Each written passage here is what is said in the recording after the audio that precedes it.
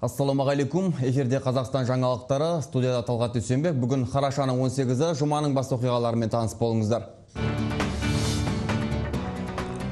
Қазақстанның демократиялық таңдау қозғалысына 10 жыл. Жас түркілер атанған демократтардың саяси маңызды әрекеттеріне баға беруге ешкім асығар емес.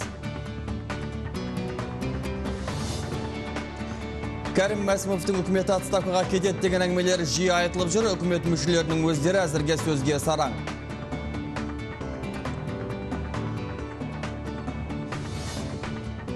Халық ақыны Мұхтар Шаханов Руханият партиясына шақырылғанын мәлімдеді. Ал екі бірдей партияға түскен саясаткер Уәлихан Қайсаров халықтың пікіріне жүгінуге мәжбүр.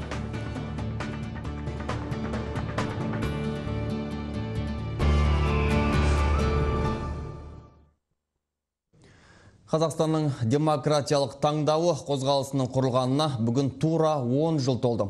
Қазақстан тәуелсіздігінің 10 жылдығы қарсаңында бізге демократиялық таңдау қажет деп бас көтерген елдің жас шенеуніктері осы күні мемлекетке қажет басты құндылықтарды айтып президентке дат айтқан болатын. Олар таза сайлау, сөз бостандығының еркіндігі, әкімдерді сайлау. Алайда көп ұзамай жас түркілер атанған демократтар қуғынға ұшырады. Тегеурінді қозғалыста көп ұзамай жікке бөлініп кетті. Бүгінде қозғалысты құрған Ғалымжан Жақиянов, Мұхтар Әбіләзов, Төлен Тоқтасыновтар шетелге кетуге мәжбүр болса, Әлихан Бәйменов 10 жыл өтіп Назарбаев командасына қайта оралды. Ел тарихындағы осы бір маңызды саяси кезеңге баға беруге әлі ешкім асығар емес. Оның жауабын тілшіміз деп көрген еді. Демократиялық реформаларды табанды түрде жүргізу керек. Осыдан 10 жыл бұрын дәл осындай талап қойып, билікте жүрген жас түркілер бір күнде Нұрсұлтан Назарбаевқа қарсылас болып шыға келді. Олардың бұл бастамаларының артында сол сәтте ашық айтпаса да, президентке күйеу балаларыңа ие болыңыз деген қыр көрсетілді.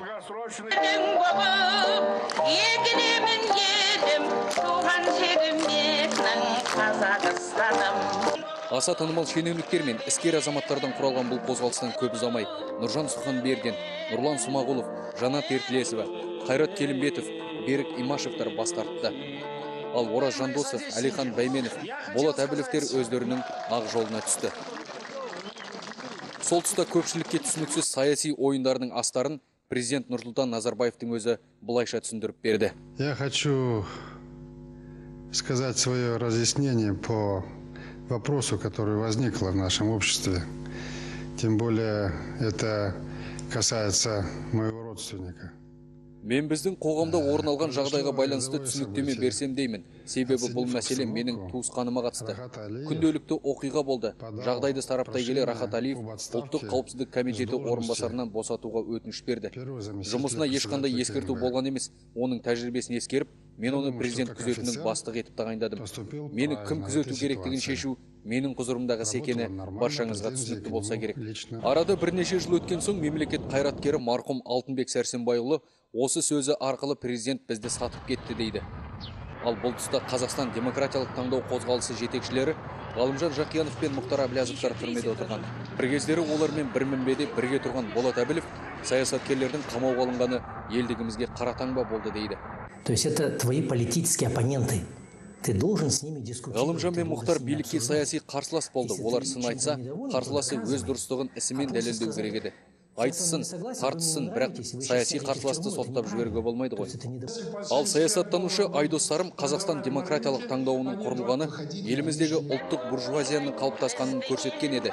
Бірақ өкінішке орай олардың бағы жанбады дейді. Менің түсінігімде ДВК сол кезде шынымен де ортақ позицияларын сақтап, оны партияға айналдырған жағдайда келесі сайлауда, мысалы үшін парламентке өтіп, қызмет жасаған кезде біз бәлкім бүгін басқа қоғамда өмір сүрер едік дегенді ойлаймын. Ал президенттік сайлаудан қалмайтын Ғани Қасымов демократиялық таңдау қозғалысының басты кемшілігі төрағалар арасындағы алауыздық болды деп есептейді. Бірақ саясаткерлердің қудалануы мен қозғалыстың ыдырауына Нұрсұлтан Назарбаевтың бұрынғы күйеу баласы Рахат Алиевтің кесірі болды ма деген сұраққа сөз шығындағысы келмейді. Ол жерде тек қана оны айыптауға болмайды. Бәленбай адамның қатысы бар шатпақтың өзі бұл. Бұл жайында сөйлеспей ақ қойсақ қайтеді. 40 жылға сотталып шетелге қашып кеткен Рахат Алиевтің сол тұстағы белсенділігі қандай болғанын қазір ешкім ашық айтпайды. Оның бір себебін қозғалыстың беделді бір мүшесі, қазір елден жырақта жүрген саясаткер Төлен Тоқтасынов осыдан 3 жыл бұрын ақпарат құралдарына берген сұхбатында былайша сипаттаған болатын. Иә, расында да менің әріптестерім, оның ішінде өзім де болдым. Президент Назарбаевқа алданыш сезіммен қарады. Шынымен де біз сол уақытта романтикаға тойып жүрдік. Өзіміз көтеріп жүрген игі мақсаттарымызға мейлінше тез жетеміз деп ойладық. Және Назарбаевтың соншалықты қатыгездікке баратынын түсінбедік. Бүгін әрине ондай романтиканың есінде қалған жоқ. Әлбетте бүгін Назарбаевқа сеніммен қараған алданыш сезім ғайып болған. Назарбаевтың билікке ақырғы сәтіне дейін жармасатын айдан анық. Ол билікті ешкімге де қолдан беріп қойып отырмайды. Өйткені оның бар көксегені билік.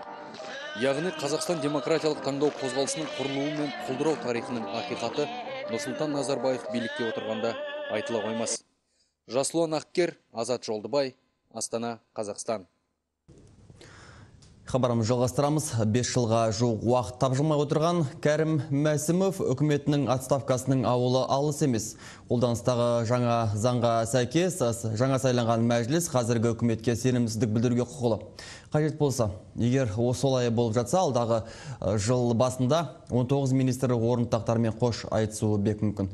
Бұл туралы ұлт лидерінің саяси кеңесшісі Ермұхамед Ертісбаев та интернет басылымдарда мәлімдеп үлгергенді. Бұл болжамдар қаншалықты шындыққа жақын деген сауалға астаналық тілшіміз жауап іздеген еді.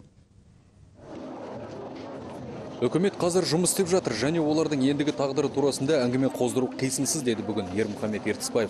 Президент кеңесшісі стан тілшілеріне телефон арқылы берген сұхбатында жаңа жыл кірісімен үкімет турасында пайымдарын айтатынын жеткізді. Ал бүгін бірқатар басылымдар оның осы төңіректегі пікірін жариялады. Кеше ғаламтордағы ақпарат көздерінің біріне берген сұхбатында президент кеңесшісі Ертісбаев 16 қаңтарда үкіметтің отставкаға кетуі мүмкін екендігін мәлімдеген. Ал бүгін білім беру министрі де оны жоққа шығармады. Жұмағұлов үкімет тағдырына парламент араласа алады дейді. Это конституционное право. Бұл олардың конституциялық құқығы. Жаңа парламент сенім немесе сенімсіздік білдіре алады. Әрине, алдын ала балашпай қояйық. Барлығын парламент шешеді. Как решить парламент? Қарт коммунист Серік Болсын Әбділдиннің пікірі өзгешелеу. Тәуелсіздіктің алғашқы жылдарында бүгінгі парламент сол кездегі жоғарғы кеңесті басқарған саясаткердің бұл ретте өз пікірі бар. Себебі ол қалған жылдарда президентке саяси оппонент болып келді. Бұған конституцияның да заңдардың да қатысы жоқ. Барлығы бір адамның тілегіне байланысты. Назарбаев қалай шешсе солай болады. Бір қызығы, қоршаған ортаны қорғау министрінің пікірі қарт оппозиционердің көз қарасымен ұқсас. Ол да парламентке, заңға емес, бір адамға сілтеді. Егер президент тарататын болса таратады. Біз мемлекеттік қызметкерміз ғой. Президент қалай айтса солай болады. Шынын айту керек, қазір министрлердің үкімет отставкасын ойлап бас қатыруға уақыттары жоқ. Ертісбаев айтпақшы, оларды қазір мазалауға болмайды. Жұмыс шаш етектен. Дегенмен ертең министрлер кабинетіне де орынды босатыңдар десе, бас көтеретін ешкім болмайтын сияқты. Жапар Төре, Сәкен Айсенов, Астана, Қазақстан. Қаражанбас мұнай акционерлік қоғамы ереуілдегі мұнайшылары Қазақстан премьер-министрі Кәрім Мәсімовті Гага халықаралық сотына беруді кейінге қалдырды. Олар енді қарашаның 23-не белгіленген келіссөздер нәтижесін күтпек. Естеріңізге сала кетейік, бұған дейін Қаражанбас мұнай акционерлік қоғамының еңбек дауына қатысушылары Мәсімовтен 2008 жылы өзі қол қойған үкімет қаулысына түсініктеме беруін талап еткен еді. Мұнай саласындағы жұмысшылар еңбек ақысына 1,8 коэффициентін қосу туралы қаулыдан туған еңбек дауы 6 айға созылды. Үкімет басшысына жауап беру үшін қарашаның 17-сіне дейін мерзім белгілеген мұнайшылар жауап болмаған жағдайда премьерді халықаралық сотқа береміз деген болатын. Енді қарашаның 23-не жергілікті атқарушы билік және жұмыс берушінің қатысуымен өтетін келіссөздердің белгіленуіне байланысты сотқа дайындалған хатты жолдауды кейінге шегерген. Мұсылманның бір мақал несі бар. Егер дейді біреуге бір затты сыйлыққа беріп кейін қайтып алсаң дейді, құсығын ішкенмен бірдей дейді. Қазір міне Кәрім Мәсімов тап солай болып тұр. 23-де келісе алмаса, онда хат жібереміз. Ол тіпті онан кейін келісе ме, келіспей ме, жазған 6 ай мына адамдардың жұмысы сенделіп жүргенінде осы 2,5 жылдан бері орындалмай тұрғанның кесірінен. Тек осының бәріне себепкер Кәрім Мәсімов деп түсінеді жігіттердің бәрі. Халық ақыны Мұхтар Шаханов руханият саяси партиясына кіруі мүмкін. Қазақ тілінің жанашыры біздің арнамызға партиядан осындай ұсыныс түскенін мәлімдеді. Осылайша руханият партиясы сайлау қарсаңында бірқатар елге танымал саясаткерлермен толысып, бірқатар сарапшылардың болжамынша билік сценариймен парламентке өтуі мүмкін партиялар қатарына қосылатын тәрізді. Руханият саясаткер Уайлихан Қайсаровқа да құда түскен. Ұсыныстардың бас айналған экс-сенатор бәлкім биліктің қай партияға бәстігіп отқанын біле алмаса керек, халықтан ақыл сұрауға мәжбүр. Тілшіміз Жернияз Шағатай жалғастырады тақырыпты. Мұхтар Шахановтың өзі шіріген жұмыртқа сыйлығының басты үміткері деп атаған Ермұхамед Ертісбаевтың емеурін әсер етті ме, әлде Мамбеталиннің қолқасына көнді ме, тіл жанашыры Руханият партиясының қатарынан көрінетін секілді. Ақынға осындай ұсыныс түскен. Партия құрамына кіремін деп қадап айтпаса да, ойланып отырғанын жасырмады. Жақында шешіледі, жақында келісіміз соны әлі толық шешілген жоқ, кейін айтамын. Ұсыныс соны ақыл ойланып көреміз. Ақылдасқан жоқ бұл енді, бұл көп мәселелер келеді ғой, анау жігіт соны кейін ақылдасамыз. Ұсыныс жасалған кейін көреміз енді болмаса. Естеріңізде болса, ұлт лидерінің саяси кеңесшісі Руханияттың тізгінін Шаханов ұстар болса, партия 7% межені еңсеріп, парламентке өтеді деп болжаған еді. Бірақ халық ақынның өзі Ертісбаевтың бұл пікіріне айта береді деп қысқа қайырды. Оған қоса ол Руханияттың нақты қандай орын ұсынып отырғанын да жасырып қалды. Дегенмен жас саясаткер Жанболат Мамай өзінің дерек көздеріне сүйене отырып, Шаханов Руханият партиясындағы екінші құрметті төраға болуы мүмкін деп отыр. Бірінші құрметті төраға, дәлірек айтсақ төрайым Алтыншаш Шағанова. Мүмкін Шаханов партия құрамына кіріп қалар, алайда ол партия төрағасы болмайды. Меніңше бұл партия мәжілістен орын ала алмайды. Себебі бұл партияны мықты деп атауға келмейді. Одан бөлек бұл партияның артында биліктегілер тұр. Бақ таратқан ақпараттар бойынша бұл партияға президенттің ортаншы күйеу баласының қатысы бар. Руханият жетекшісінің өзі Серікжан Мамбеталин қазір Лондонда жасылдар съезінде жүр. Сарапшылардың болжамдарына қарағанда, Руханиятты Ақжол секілді билік басындағы Нұр Отанмен бірге парламентке өткізуі мүмкін. Елдегі танымал саясаткерлерді тартып жатқанында соған мысал ретінде келтіреді. Бұрынғы министр Жақсыбек Құлекеев Ақжолға өтсе, саясаткер Уәлихан Қайсаровқа екі бірдей партия құда түсіпті. Соның бірі Руханият. Айтуынша Косыревтің коммунистер партиясымен келіссөздер жүргізіп жатыр. Досы Серікжан Мамбеталиннің де сенімін ақтағысы келеді. Қос партияның біреуін таңдай алмай тығырыққа тірелген қайтпас Қайсаров әлеуметтік желідегі халықтың көмегіне жүгінді. Коммунист Косырев халықтық коммунистер партиясының құрамына кір деп өтініш білдірді. Алайда мұндай өтінішті менің досым, курстасым Руханият партиясының төрағасы Серікжан Мамбеталин де жасады. Қай партияны таңдаймын? Дегенмен пікір білдірушілердің дені бұл партиялардың тым билікке жақын екенін меңзеп, мансап үшін өз ұстанымынан бас тартуға шақырды. Әзірге Қайсаров қай жолды таңдары белгісіз. Бұл жағы келесі аптада белгілі болады. Партиялардың дені өз съездерін қыс түспей шақырып жатыр. Жернияз Шағатай, Қазақстан, Астана қаласынан. 6 айдан бері ереуілдеп жатқан маңғыстаулық мұнайшылар алдағы парламент сайлауында Нұр Отан партиясына дауыс бермейтіндерін айтады. Олардың пікірінше, Қазақстан коммунистік партиясының қызметін 6 айға тоқтатып, алға секілді оппозициялық партияларды тіркемеу арқылы билік іс жүзінде сайлау алаңын бәсекелестерінен тазалап тастады. Біздер көріп отқан партия жоқ, біздерді қолдап отырған. Егер қолдап отырса екен бір партия келіп, онда әңгіме басқаша, біз сол партияға берер едік деп айтар едік. Бізді келіп осындай адам есебінде санап бір елеп отырған партия жоқ. Сол себептен біз ешқандай партияға қазір осы партияға береміз деп айта алмаймыз. Мен осы қазіргі таңда көріп тұрғаным, кеше осы халық майданы деген сондай бір партиялар нетті, білмеймін, қалғанын хабарым жоқ. Бізде 9 партия бар ғой енді. Баша опцияны тіркелген. Оның біреуі жабылды olsa коммунистік партия. Алға партиясы мен нетті деп. Тіркелмеген Алға партиясы мен блок құрды деп, соған коммунистік партия 6 айға тоқтатты. Енді бізде правой поледа қалған ЖСТБ, Жармаханның партиясы. Сондықтан менің дауысым именно осы ЖСТБ-ға беріледі. Единственный официальный партия. Жоқ, мен бармаймын онда сайлау. Менің сайлауым өзім жүрегімде тұр тек қана. Оны кімге беремін, оны өзім білемін. 6 ай болды бізге тұрғанымызға. Бір отан келді ме? Нұр Отанның Ақжолдың бір адамы келді ме біздің алдымызға? Келген жоқ. Потому что біз оларға осы сайлауды жүргізетін екі партия. Біз оларға нағыл деп барамыз. Нағыл деп дауыс береміз. Нағыл кім сайлаймыз? Тарас жіберіп қайып жинау ол дейтін. Біздің өзіміздің дауыс беретін партияларымыз бар. Ол партиялар ол неге қатыспайды сайлауға.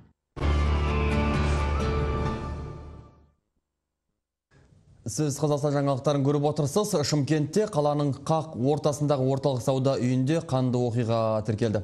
Дәмханада ерекскен ағайынды егіз жігіт басу айтпақ болған әкімшілік қызметкерін жұрт алдында бірнеше жерден пышақтап өлтірген. Күдіктілер дөкейлердің ұлдары деген ақпарат бар.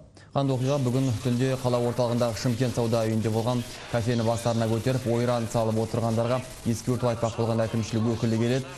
Сынды бастарынан асыра алмаған жігіттер Жігітті жұртшылықтың көз алдында пышақтап тастаған. Қылмысқа барғанда ізін суытпақ болған орталық күзетшілері олардың жолын кескен.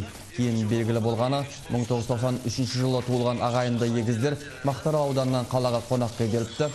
Қару арқылы келгендер қамауда отыр. Куәгерлердің көзінше күдіктілер ішімдікке сылқия тойып алған, ал полиция оны сараптаудан кейін белгілі болатынын айтып отыр. Сенімді дерек көздерінің мәліметінше оған Қанаевтар әулетінің қатысы бар. Екеуі де қамауда. Ол ата-аналар жоғарыда шенді адамдар ма, адамдар емес па, бәрі де заңның алдында бәрі де бірдей жауап береді істеген қылмыстар үшін. Екеуі қазір ол наркология арқылы анықталады, мас болды ма, мас болмады ма, ол қай халде жасаған осы қылмысты. Ал администраторды олар осы өздері пышақ салып, соның бізге осындай сен ескертпей айтып отырсың деп, соған қарай жүгірген пышағы. Екі жарғыш және қару-жарақ сатты деген деп айыпталған Батыс Қазақстан облыстық сот сараптама орталығының қызметкерлері бүгін кешке сотталды. Нұрлан Билекешев 5 жылға, Мұрат Құлжанов 2 жылға бас бостандықтарынан айырылды. Очень много понял, осознал и искренне раскаиваюсь в том, что вообще пошел навстречу именно сотрудникам полиции, что решил помочь. Раскаиваюсь только в этом. А так вину свою не ощущаю, не чувствую. Поэтому мне вдвойне тяжелее сегодня об этом говорить. Келтірілген деректерге қарағанда Атыраудағы жарылыстарға халифат сарбаздар тобының ешқандай қатысы жоқ. Оған арнайы қызметтердің араласуымен жүзеге асқан деген болжам бар. Яғни жарылғыш затты батыс қазақстандық жарылғыш жасайтын техниктер дайындап, оны сатқан. Ал олардың өздерінің айтуына қарағанда жарылғыштарды облыстық ұлттық қауіпсіздік комитет департаменті қызметкерлерінің тапсырысымен жасаған. Осы жылдың наурыз айында қосы технике ұлттық қауіпсіздік комитетінің жергілікті қызметкерлері келіп, жарылғыш жасап беруді өтінген, бірақ олар өздерін Атырау облыстық ұйымдасқан қылмысқа қарсы күрес басқармасының қызметкерлері деп таныстырған. 3 ай жалған полицейлер техниктерді жарылғыш жасап беруге үгіттеген. Ал оны өздерінің жарылғышты діни ұйымға қатысы бар күдіктіге лақтыру үшін керек деп түсіндірген. Ал күдіктілердің адвокаты сотталушыларды ұлттық қауіпсіздік комитетінің қызметінің арандатушылық әрекетінің құрбандары деп атап отыр.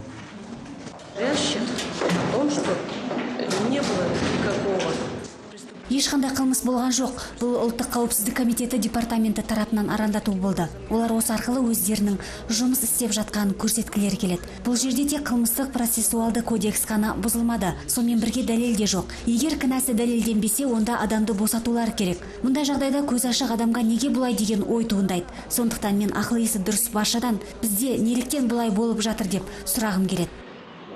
Вопрос, да? Почему так?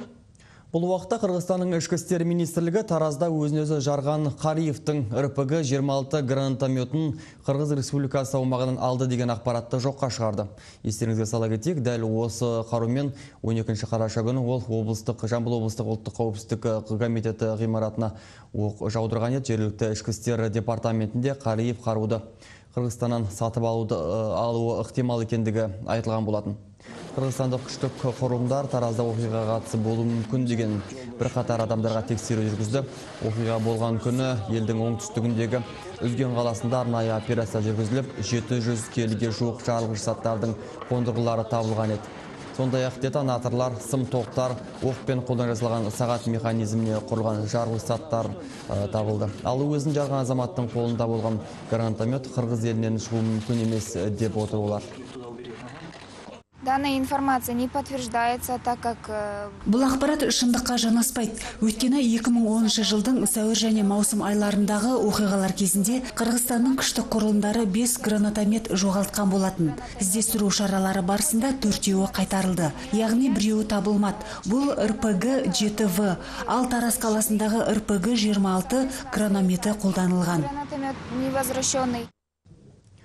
Таразда өзін-өзі жарып жіберген Мақсат Қариевтің үйіне күзет қойылған. Туыстар болса, телефондарының тыңдалатынын айтып, бақ өкілдерімен жүздесуден бас тартып жатыр. Қариевтер отасымен жүздеспек болған журналистерге мұның сәті түспеді. Анасы телефонның тыңдалатынын көлденең тартып отыр. Сондай-ақ қандай да бір туыстарының ұсталып жатқан туралда ештеме айтқысы келмейді. Есіктің алдына жай көлікке мінген полиция бақылау жасаған.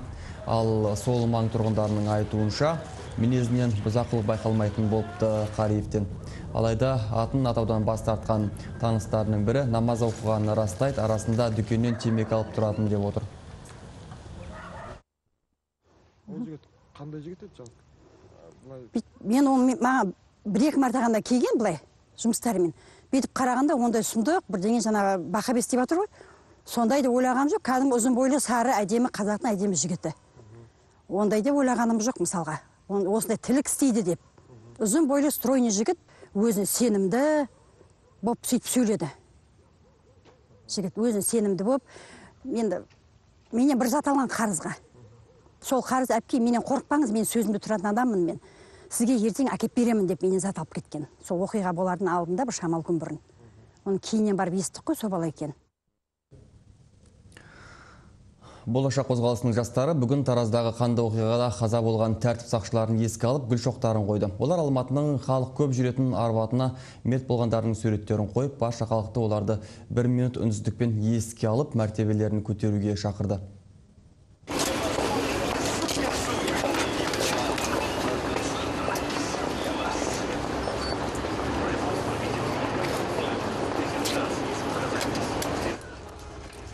Жастардың мақсаты халықты осындай батырларды құрметтеп, ардақтауға шақыру. Олар қоғамда жастар дауысы маңызды екенін айта отырып, өз көзқарастарын білдіруге тырысып жатырмыз дейді. Сондай-ақ өткен аптада Тараздағы жарылыстан қаза тапқаны 7 адамның отбасына көңіл айтты. Алдағы уақытта әлеуметтік тұрғыдан жас өспірімдердің қоғамға, еліне, өз өміріне деген көзқарастарын қалыптастыруға қоғам болып жұмыс істеуіміз керек дейді бүгінгі акцияға қатысқандар. Егер де біз жастар болып, бүкіл осындай әрекеттерге қарсылығымызды көрсететін болса, қоғам естиді, халық естиді. Сол себептен халық қоғам естіген уақытта бұндай нәрселер тек қана мынау жердің астында қалып қоймайды деген ойдамын.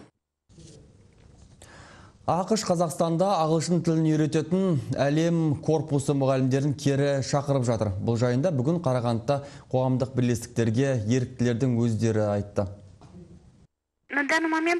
Қазірше бізде бұл ақпаратқа қатысты ешқандай жауап жоқ. Біз Вашингтоннан ресми жауап күтіп отырмыз. Жауап келген кезде ғана біз хабар бере аламыз. Әзірге ақпараттың ресми нұсқасы белгісіз. ақш мұғалімдермен бірігіп жұмыс істейтін Қарағандылық оқу орталықтары мен қоғамдық бірлестіктердің хабардан көңілдері түскен. Облыстық кітапханада американдық бұрыштың жұмысымен айналысатын Шолпан Баймурзина бүгін келесіден бастап ағылшын тілі американдық еріктілерсіз өтетінін айтып отыр. Ассоль балалардың білім ордасында американдық оқытушылар 17 жыл ұстаздық еткен. Оқу орталығының директоры мұнан кейін барлық оқушыларын жоғалтатынын айтады. Лариса Койсинаның пікірінше оқытушыларды кері шақыру Қазақстандағы тұрақсыздықпен байланыстырады. Бұл саяси психологиялық шабуыл, адам психикасына жасалған шабуыл. Мұны мен өз басымнан өткердім. Сыбыстар шыққан бойда менің әке-шешем қатты қобалжыды. Бүгінгі күннің маңызды оқиғалары туралы тілшілер дайындаған жаңалықтарды көрдіңіз. Бізден ақпарат күтіңіз.